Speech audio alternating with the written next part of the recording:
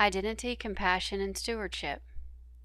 Born and raised in the South, my mama always reared me to believe in strong moral character, practice ethics by the minute, be in church every Sunday morning, and clean silver every Saturday afternoon. Her belief was that all Southern belles should be polite, do for others, know your faith, and forgive with a smile. Oh, and you gotta look good doing it too. I guess we all have shallow moments, but overall, I was raised to bless others and give more than receive. In all seriousness, when I became a teacher, I felt the need to share and educate my students on these same values. I feel that students need to at least see and experience what stewards of compassion looks like, and then they can make the choice for themselves what their actions will be once they leave my class. The word compassion is twofold in my mind. It is an emotion or feeling, but also it is an act of selfless doing. Having mercy on another human being and putting that emotion to work builds character and strengthens the soul. Using art as an outlet for compassion, it makes life a little easier on the giver.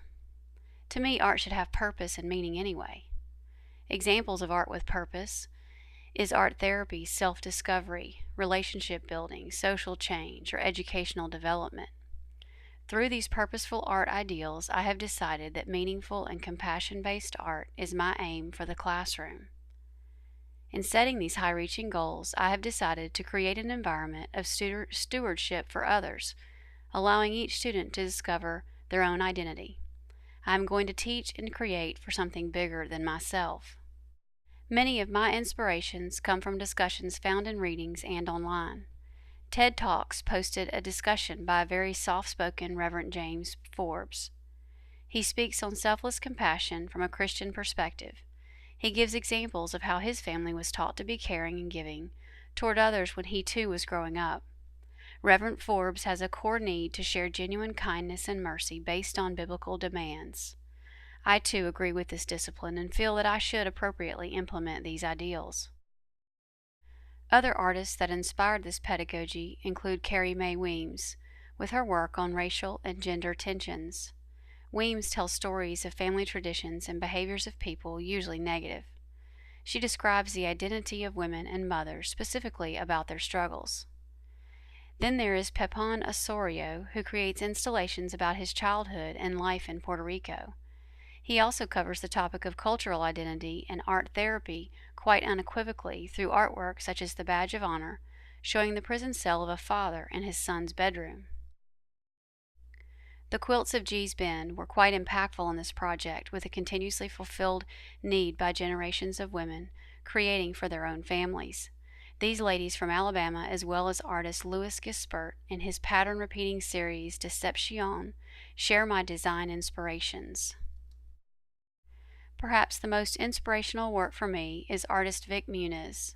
He creates a work of awe based on being a steward of compassion in his own hometown. The documentary Wasteland was completely inspired by his selfless giving and mercy on the Brazilian people of Jardim Gramacho. Muniz created a body of work and auctioned off the art so that the proceeds benefited this community individually and socially. Muniz started this 2-year journey because he felt that his fame and money had peaked to the point of giving back. Growing up in that area, he felt compassion and mercy for those struggling to survive the landfill life of recycling trash. Due to all of these inspiring people and family influences, I began to develop pedagogy of identity, compassion, and stewardship. While I am not perfect, I employ this style of thinking in my own life and classroom. The latest ambition is to create a project benefiting children and parents in need. My students and I came up with a charity event auctioning personalized refurbished chairs. All of the proceeds will go to the Children's Healthcare of Atlanta. I created a chair using the familiar theme of female influences, making my chair into a dress. The students became very vested themselves, creating chairs familiar to their personal influences. Through this auction, art event, and art-making activity, I hope to show my students how art can be purposeful and meaningful to not only themselves but also someone else. My goal is twofold: reaching the person in need and developing the heart of the art student. Since this project began, my school has created 12 chairs ready for auction. Another school in my county has decided to join me in this venture and is projected to complete another 6 chairs by April. Ultimately, I hope to expand my project next year to a county-wide program.